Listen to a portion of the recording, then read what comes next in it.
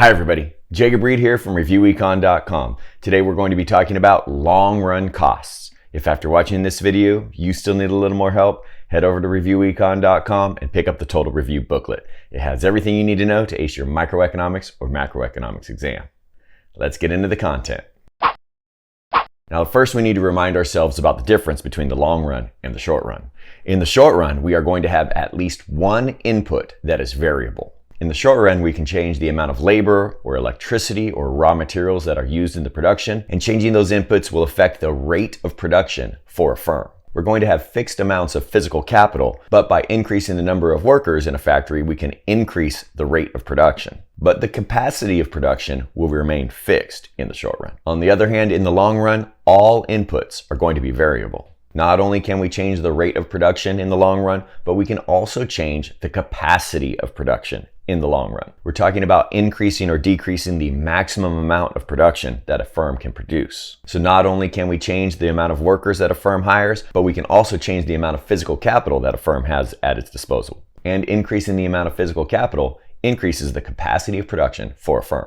Now we have already seen the average total cost curve for a firm, but the fact is this average total cost curve that you've seen is actually a short run average total cost curve. It shows the average cost of production for different units of output for a firm's current capacity. But today we're talking about businesses being able to increase the capacity of production in the long run. If an entrepreneur opens up one taco restaurant, they will have a short run average total cost curve showing their current capacity of production. As they increase output, average total costs are going to fall as the fixed costs are spread over more units, and eventually, because of diminishing marginal returns, average costs will begin to rise. But as that entrepreneur opens up more restaurants, they will have different capacities of production. More restaurants means more ability to produce tacos. And those different capacities of production give us the long run average total cost curve.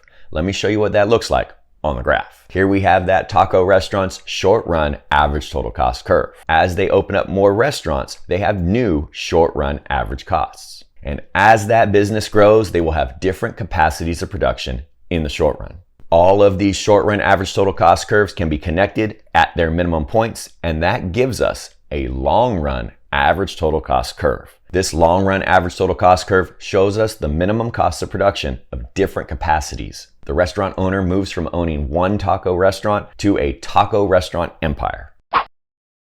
Now the long run average total cost curve can have three phases of production. At low capacities of production, average costs tend to fall as capacity increases. We call this downward sloping long run average total cost curve economies of scale. The business is scaling up its production ability and average costs are falling. That happens because as businesses grow, they are able to get bulk prices on resources, they are able to gain better capital equipment, and improve technology of production as the business grows. Also, management tends to get more efficient as capacity increases. The next portion of the long run average total cost curve is constant returns to scale. That is a horizontal range of the long run average total cost curve.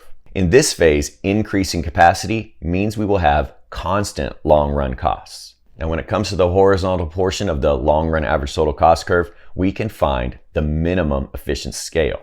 The minimum efficient scale is the lowest quantity that a firm can produce while minimizing long run average costs. If a firm must compete with costs of production being minimized, this is the minimum scale of production that the firm must reach. The third and final phase of the long run average total cost curve is the upward sloping portion. Here, as the firm increases capacity, average total costs are going to increase in the long run.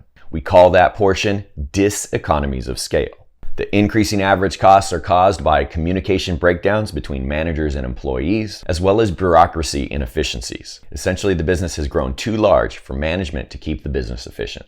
Now, you aren't necessarily going to see all three of these phases on every long run average total cost curve, but most of the questions you see on the AP microeconomics exam focus on the downward sloping portion of the long run average total cost curve. And that means long run average total costs are decreasing as more output is produced. And we call that economies of scale.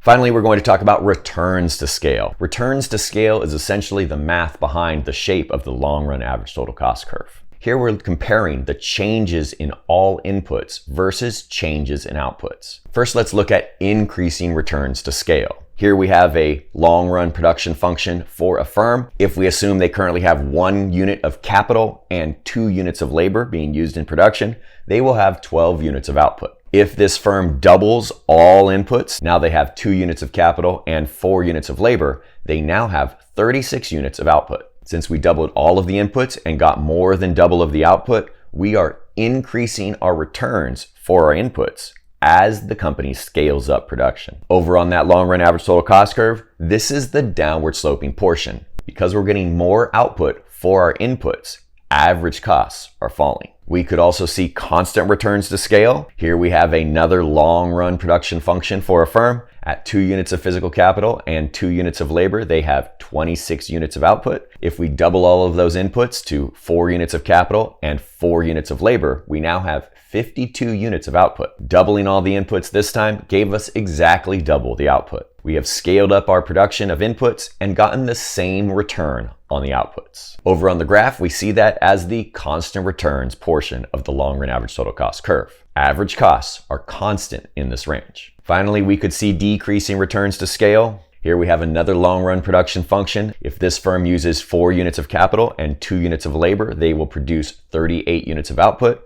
If we again double both the inputs and the outputs, moving down to 4 units of labor and 8 units of physical capital, we see 65 units produced.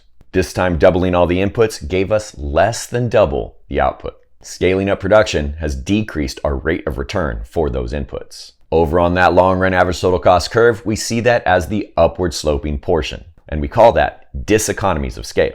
And there you have it. That's what you need to know about long run costs. If after watching this video, you still need a little more help, head over to reviewecon.com and pick up the Total Review booklet. It has everything you need to know to ace your microeconomics or macroeconomics exam. That's it for now. I'll see y'all next time.